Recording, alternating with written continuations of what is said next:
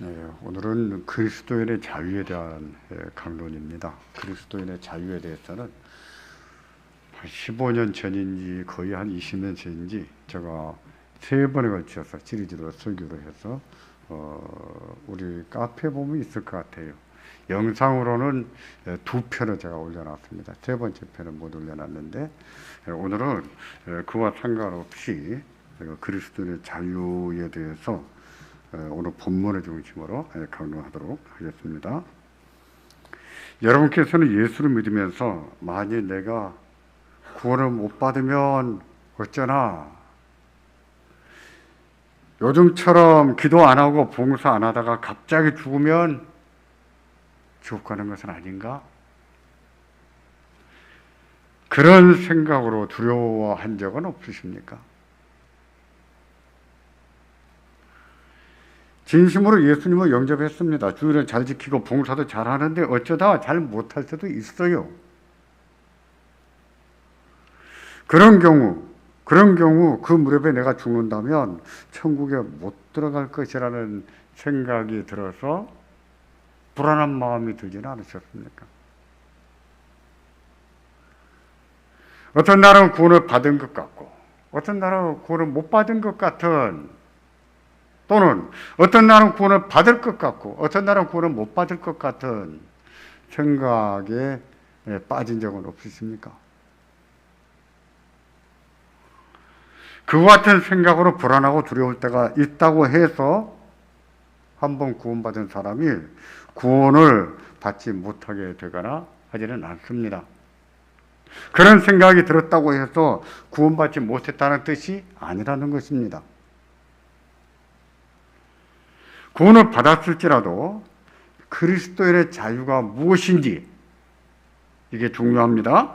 구원을 받았을지라도 그리스도인의 자유가 무엇인지, 하나님이 무엇을 그 사람을 의로워 여기시는지 올바른 지식이 없으면 그와 같은 경우에 불안해하고 두려워할 수도 있어요. 예수님을 영접했어도 구원을 받았어도 구원받지 못할까 봐 불안해하거나 지옥에 갈까 봐 두려워할 수 있다는 것입니다. 그래서 칼빈 선생님은 기독교 강요 초판에서 그리스도인의 자유를 중요하게 다룹니다.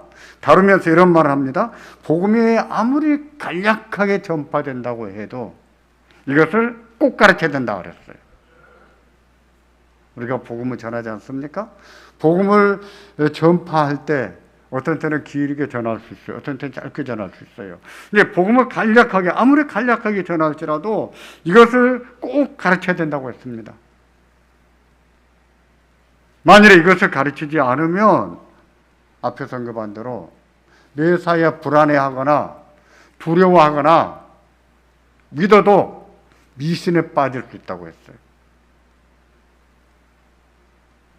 중세 교회가 미신에 오염되어 있었던 이유 가운데 하나도 이것이라고 할 수 있습니다. 그리스도인의 자유는 그렇게도 중요한 겁니다. 실제로 그래요.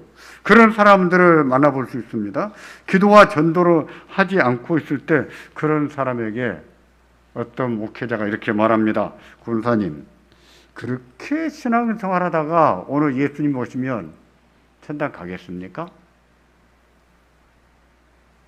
그렇지 않아도 요즘 기도와 전도를 하지 못해서 마음도 조금 불안하지도 했어요. 그러던 참이었는데 그분이 하는 말이, 군사님, 집사님, 그렇게 열심히 없고 그렇게 전도하지 않고 그렇게 봉사하지 않아서 오른밤에 죽으면 천국 가겠습니까? 듣고 보니까 오늘 같으면 못 갈 것 같은 거예요.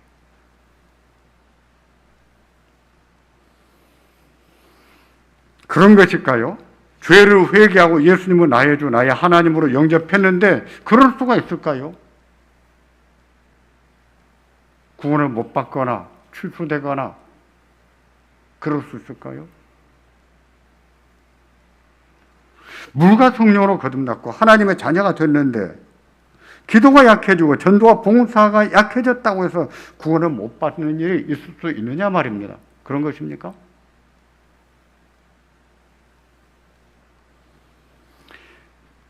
우리가 하나님의 자녀가 되었습니다. 하나님께서 우리를 보시더니 야 그렇게 열심히 없냐? 그렇게 열심히 믿지 않냐? 너 그러면 내 자식이 아니다. 그래서 생명록에서 팥버리는 그런 일이 있겠느냐 말입니다. 그럴까요?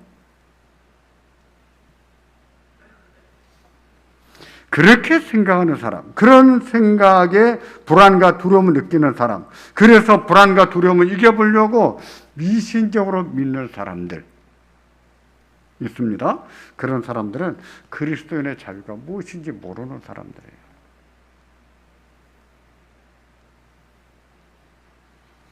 그리스도인의 자유를 알지 못하면 그렇게 됩니다. 하나님께서 그리스도 안에서 자유를 주시고 영원한 평안을 주셨는데 그 자유함과 평안을 어떤 때는 누릴 것 같고 어떤 때는 누리지 못할 것 같아요. 그래서 어떤 날은 구원을 받은 것 같고 어떤 날은 구원을 못 받은 것 같은 그런 삶에 그렇게 생각할 수 있다는 거예요. 그러면 그리스도인의 자유는 어떤 자유일까요? 어떻게 해야 얻을 수 있을까요? 본문은 예수님을 믿는다고 하는 유대인들을 향한 예수님의 권면입니다. 믿는다고 하는 유대인들이에요. 8장 31절에 그들을 믿는 유대인이라고 했는데 그렇지만 그들의 믿음은 매우 초보적인 믿음. 어쩌면 거듭나지 못한 상황이지만 믿을 마음이 생긴 상태에서 믿는다 이렇게 말하지 않았나 싶을 정도의 어린 믿음. 그런 정도의 믿음이었다라고 볼 수 있어요. 왜냐하면 8장 끝무렵에 가면 이 사람들이 예수님 말씀을 거부하고 도로 들어서 예수님을 쳐 죽이려고 하거든요. 믿는다고 하는 사람들. 도대체 그 믿음은 무엇입니까? 예수님께서 그들이 믿는다고 하자 그들에게 두 가지를 권면하셨습니다. 그 권면이 본문 8장 31절과 32절이에요. 같이 보겠습니다. 그러므로 예수께서 자기를 믿은 유대인들에게 이르시되 너희가 내 말을 거하면 참으로 내 제자가 되고 진리를 알지니 진리가 너희를 자유롭게 하리라. 이제 믿겠다고 하는 유대인입니다. 그들에게 하는 말씀이에요. 이 두 가지가 중요하다고 말씀하신 거예요. 너희가 내 말 안에 거하라. 이거 하나 말씀하셨고 또 진리를 알아라고 말씀하셨어요. 믿는다고 하는 유대인들에게 이 두 가지를 가르친 겁니다. 사실상 이 두 가지는 다른 게 아닙니다. 근본적으로 같다고 말할 수 있어요. 예수님 말씀 안에 거하는 것이나 진리를 아는 것이나 어찌 다른 것이라 할 수 있겠습니까? 하여튼 예수님께서 이제 막 믿겠다고 하는 유대인들에게 예수님 말씀 안에 거하라고 했어요. 거한다고 하는 말은 산다는 뜻입니다. 말씀 안에 산다, 말씀을 따라 산다 하는 뜻으로 쓰는 말입니다. 그런 사람이 내 제자가 될 것이다 라고 했어요. 따라서 예수님의 제자라면 말씀 안에 살아야 됩니다. 말씀을 따라 살아야 돼요. 그리고 진리를 알라고 했는데 진리가 너희를 자유롭게 한다고 하셨습니다. 일반적으로 진리라고 하면 말씀을 말합니다. 말씀. 예수님 말씀 말합니다. 그런데 요한복음에서는 진리와 예수님을 동격으로 사용해요. 종종 그렇게 말합니다. 요한복음을 자세히 읽어보시면은 요한복음에서는 진리는 누구냐? 예수님이시다. 예수님과 진리를 동격으로 사용하고 예수님이 진리다. 이렇게 가르쳐요. 본문 8장 36절을 보시겠습니까? 여기에 보시면 역시 자유롭게 하신다 그랬어요. 진리가 너희를 자유롭게 하시라 그랬는데 자유롭게 한다고 했는데 여기에서는 진리 대신에 누가 자유롭게 한다고 합니까? 보세요. 그러므로 아들이 너희를 자유롭게 하면 너희가 참으로 자유로우리라. 누가 자유롭게 한다고요? 아들이. 앞에는 진리가 너희를 자유롭게 하리라 했는데 여기에서는 아들이 자유롭게 하리라 그랬어요. 진리와 아들을 동격으로 사용하죠. 요한복음 14장 6절에도 예수님은 자신의 진리라고 완곡하게 말씀하십니다. 예수께서 이르시되 내가 곧 길이요 진리요 생명이니 나로 말미암지 않고는 아버지께로 올 자가 없느니라. 아멘. 예수님은 내가 곧 길이요 진리요 생명이라고 했어요. 예수님 자신을 진리라고 했습니다. 살펴본 대로 요한복음에서 진리와 예수님은 동격으로 사용합니다. 그것을 하나님 말씀 또는 예수님 말씀과 동일하게도 사용하는데, 따라서 진리를 안다고 하는 것은 예수님 말씀을 알아가는 것이고 예수님을 알아가는 거예요. 그리할 할 때 진리가 자유롭게 하리라, 아들이 자유롭게 하리라 라고 말씀을 하는 거예요.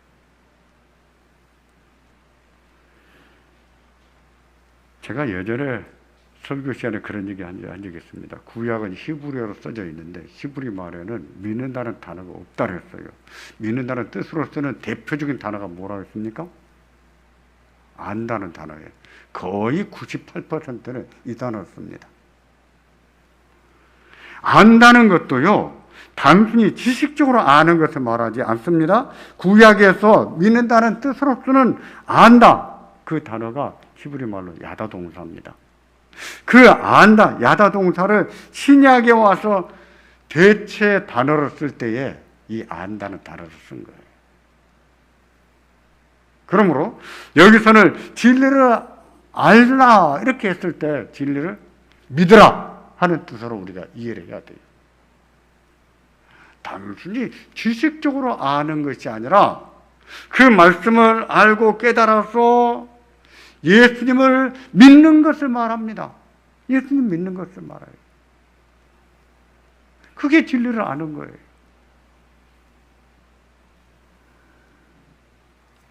그러므로 물과 성령으로 거듭난 성도라면 그리스도의 자유를 마땅히 누려야 됩니다.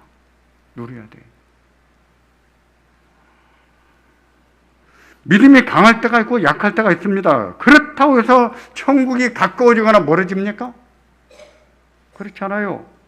기도를 열심히 할 때가 있고 안 할 때가 있습니다. 그렇다고 해서 구원이 분명해지거나 흐려집니까? 그렇지 않아요. 마찬가지로 봉사할 때가 있고 못할 때가 있어요. 봉사할 때는 우리가 하나님의 자녀인 것이 더 명백해지고, 봉사하지 않으면 점점 하나님의 자녀가 아닌 자로 돼 가는 것입니까? 그러지 않습니다. 그런 일은 없어요. 그러므로 불안해하거나 두려워할 필요가 없어요. 내가 요즘에 믿음이 좀 약해졌어도, 내가 요즘 기도하지 않아도, 내가 요즘 봉사하지 않아도 그것을 극복하고 잘 하기를 바랍니다만, 그렇다고 해서 우리 구원이 흐릿해지거나 구원을 못 받게 될 가능성이 점점 많아지는 것이 아니란 말입니다. 이게 바로 그리스도인의 자유예요.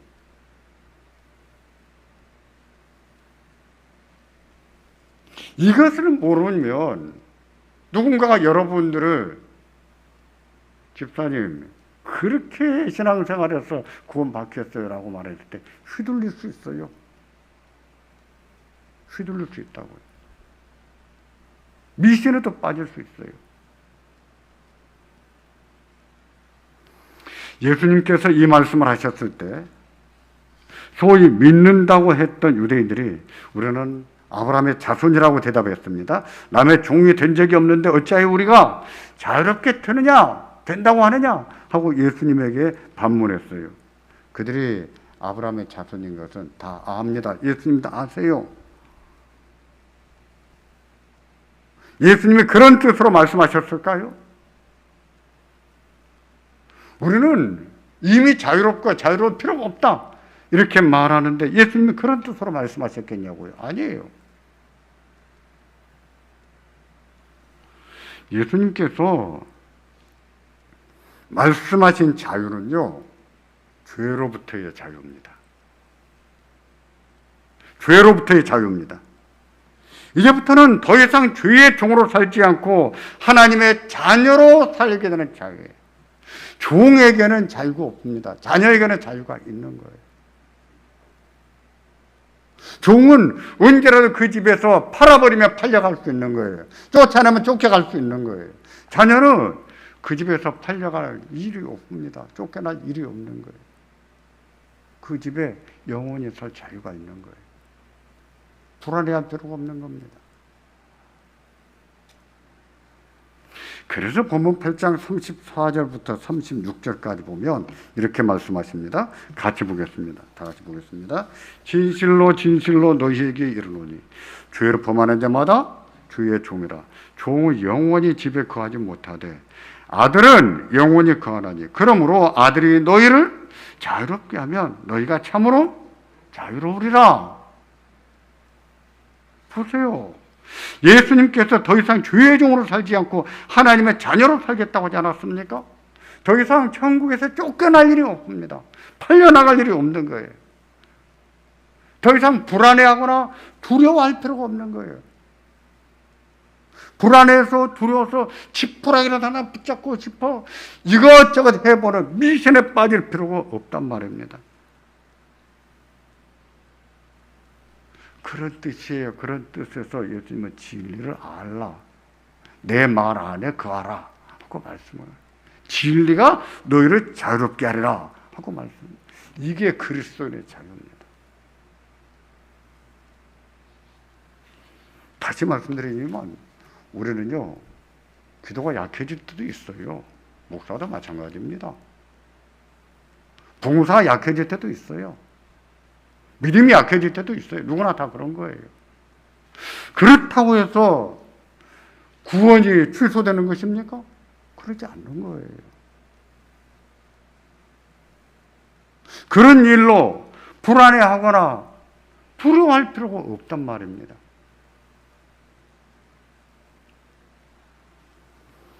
그렇다면 그리스도의 자유를 누리려면 어떻게 해야 될까요?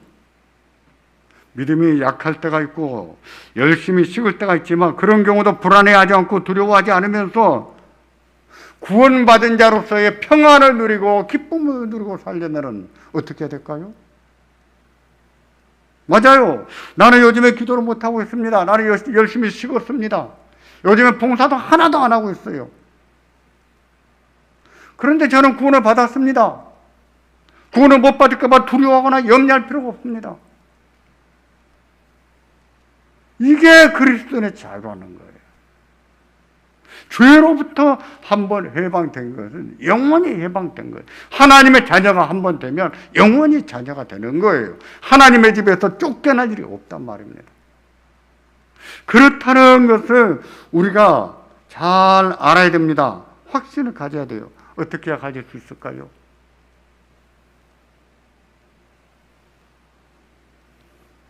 그러려면은요, 하나님께서 무엇을 보시고 의롭다고 하시는지를 알고 확신을 가져야 돼요. 여기서 중요한 것은 알고 확신을 갖는다는 겁니다. 어떻게 죄사함을 받고 어떻게 구원을 받는지 알되 올바른 지식이 있어야 되고 그 올바른 지식이 쌓여서 확고해야 돼요. 그것밖에 없습니다. 그것밖에 없어요.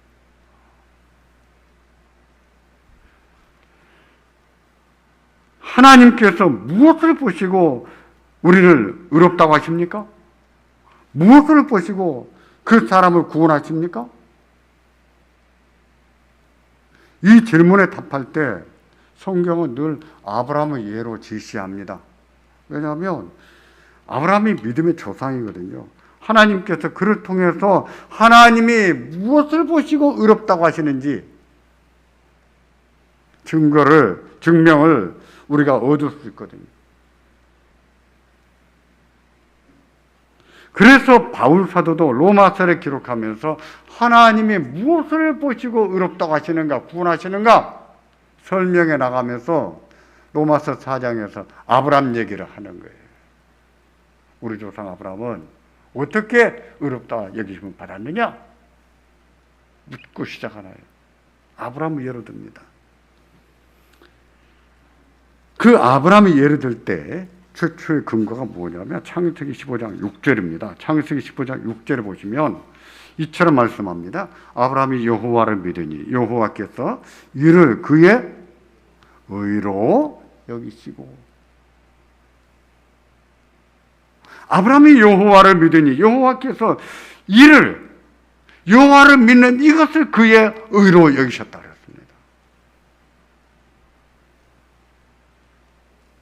아브라함이 선을 행했다거나 공로를 많이 쌓은 것을 보시고 의롭다고 하지 않으셨습니다. 그의 현실은 절망적이었고 어떤 꿈도 꿀 수 없는 처지였습니다.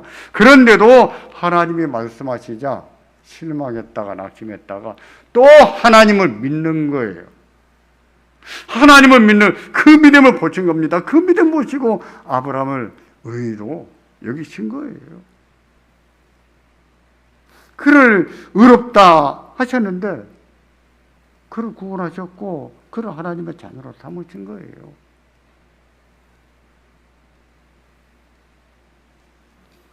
우리는 사람이 어떻게 의로워질 수 있는가를 논할 때 거의 매번 선행을 언급합니다. 선행 또는 공로 이런 것들을 언급하는데 선을 행하는 자가 의인이라고 하지요. 그것은 하나님은 모르는 세상에서나 하는 말입니다. 그러나 그것은 인간이 얼마나 부패한 존재인지, 인간의 내면에 어떤 악이 숨어 있는지 모르는 채 하는 말이에요.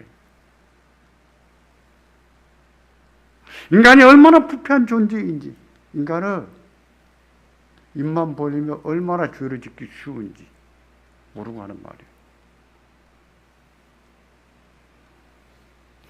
그런 사실을 아시기에 하나님께서는 사람의 선행이나 공적을 의로 여기시지 않으십니다. 오로지 하나님의 아들 예수 그리스도를 믿는 믿음을 그 사람의 의로 여기세요.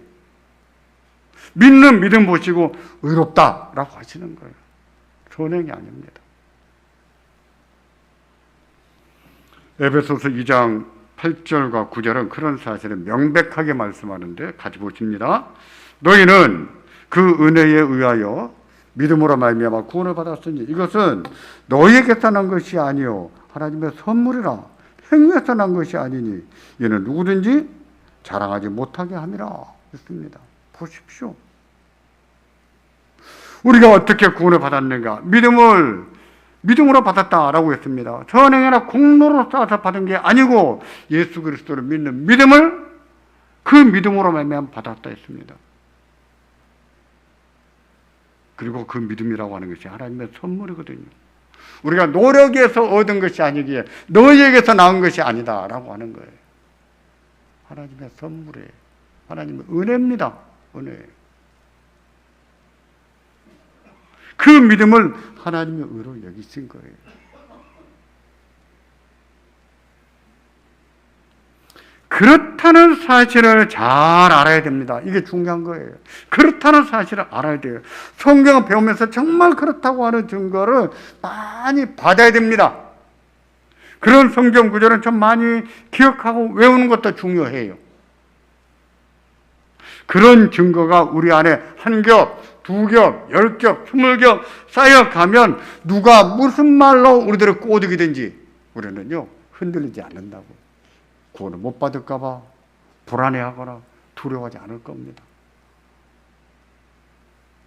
항상 기도하고 항상 감사하고 항상 기쁘게 살고 얼마나 좋겠어요. 우리는요 그러지 못할 때가 있어요.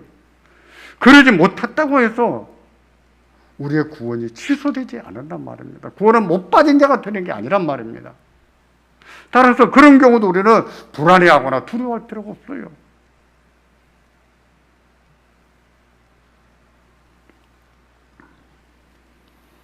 하나님 말씀을 잘 아는 것이 중요합니다. 올바른 지식이 우리 안에 쌓여가는 것이 중요해요.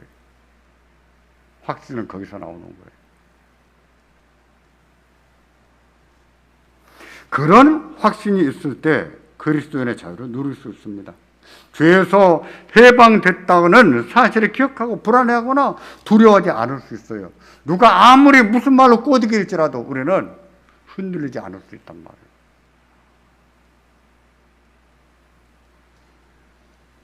그렇지 않은 분들은 또 누군가가 그렇게 하지 않아서, 그렇게 기도하지 않아서, 그렇게 봉사하지 않아서 천국 가겠습니까? 이렇게 말하면 천국 못 갈까봐 또 두려워할 거라고요. 그래서 올바른 지식이 중요해요. 올바른 지식이 쌓여가는 것이 중요한 거예요. 우리가 왜 성경을 배워야 되는가? 그래서 배워야 되는 거예요. 안다고 생각하지 마십시오. 안다고 생각하지 마시고 성경 읽고 배우세요. 배워서 올바른 지식이 우리 안에 쌓여가야 돼요.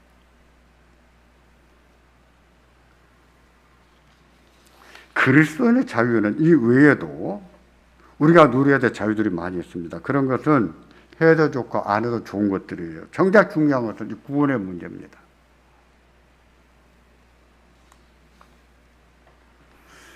예수님께서 우리에게 오신 것은 죄로부터 해방시키고 자유를 주기 위해서 오셨습니다. 그런 이유로 우리를 더 이상 종이라 부르지 않으신다 그랬어요. 우리는 하나님의 자녀입니다. 하나님의 자기 자녀들을 쫓아내버리거나 팔아먹지 않으세요. 우리가 못나 보일 때가 있고 우리가 못난 짓을 할 때가 있지만 그렇다고 해서 하나님께서 쫓아내지 않으신단 말입니다. 믿으시기를 바랍니다. 믿고 성경에 정말 그렇게 말씀하는지 찾아보십시오. 여기 저기 어디 다 찾아보세요. 그래서 여러분 안에 이 진리의 지식이 쌓여가기를 바랍니다. 하나님은 우리의 아버지십니다. 자상하신 아버지, 친절하신 아버지. 우리의 사정과 형편을 잘 아시고 때로 따라 돕는 은혜를 주시는 아버지십니다. 그 아버지께서 어찌 우리를 버리시겠어요? 어찌 하나님의 사랑에서 우리들을 내팽개쳐 버리겠습니까? 그런 일은 절대 없어요.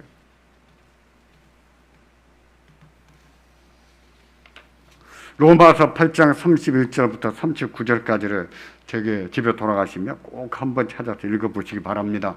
로마서 8장 31절부터 39절까지인데 그 무엇도 하나님의 사랑에서 우리를 끊어버릴 수 없다고 하면서 말씀하고 있는데 33절에 이렇게 말합니다. 누가 능히 하나님의 택하신 자를 고발하리요? 의롭다 하시는 하나님이시니. 하나님이 의롭다고 하시는데 누가 우리를 고발할 수 있겠냐고 했습니다. 누가 정죄하리요? 죽으실 뿐만 아니라 다시 살아나신 이시는 그리스도이시니 그는 하나님 우편에 계신 자요 우리를 위해서 강구하시는 자시니라. 예수님이 우리를 구원하셨는데 누가 감히 우리를 다시 죄인으로 정죄하겠습니까? 저놈은 지옥 가야 됩니다. 누가 그렇게 말할 수 있겠어요? 마귀도 그렇게 말하지 못합니다. 왜 그렇습니까? 우리를 위해서 죽으실 뿐만 아니라 다시 살아나신 분은 예수 그리스도시거든요. 예수님이 우리를 구원하셨기 때문이에요. 누가 우리를 그리스도의 사랑에서 끊으리요? 환난이나 공고나 박해나 기근이나 적신이나 위험이나 칼이라. 예수와 39절에 결론적으로 이처럼 말합니다. 다 같이 보겠습니다. 높음이나 기쁨이나 다른 어떤 피조물이라도 우리를 우리 주 그리스도 예수 안에 있는 하나님의 사랑에서 끊을 수 없느니라. 아멘. 아멘. 그 무엇도 예수 안에 있는 하나님의 사랑에서 우리들을 끊어낼 수가 없다 그랬어요.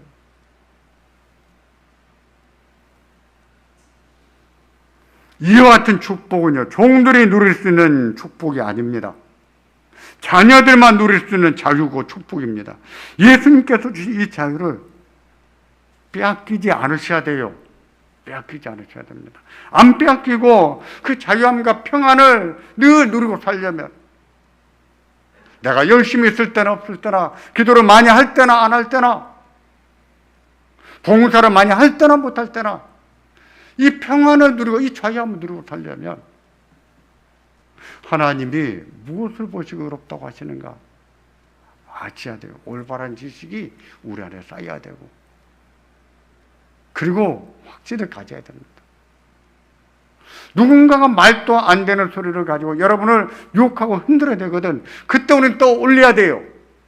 우리가 기억했던 말씀, 외웠던 말씀, 그 말씀을 떠올리면서 그건 아닌 것을 걷어낼 줄 알아야 돼요. 그게 믿음이에요. 그 진리도 따라서 하는 겁니다. 이 은혜가 우리에게 충만하기를 주의 이름으로 축원합니다. 기도하겠습니다. 전능하신 주님, 우리가 참 혼란스러운 시대를 살고 있습니다.